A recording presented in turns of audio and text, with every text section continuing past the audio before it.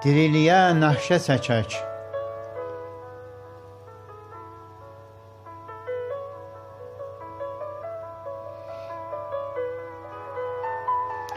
Tikintini tikmək necə nəxşə istər, diriliyi etmək elə nəxşə istər.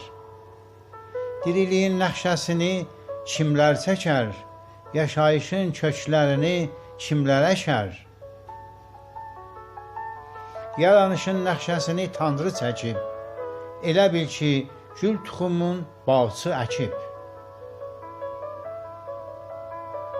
Nəxşəsiz iş əliyalın döyüşməkdir, daşlıq yolda ayaqyalın yürüşməkdir.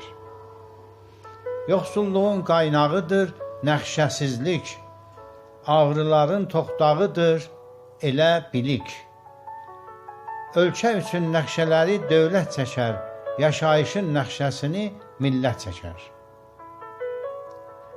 Ağıllilər nəxşə ilə işləyərlər, bilik ilə başarığı birləyərlər. Nəxşələri bilikçilər çəkməlidir, ellər isə nəxşə ilə getməlidir.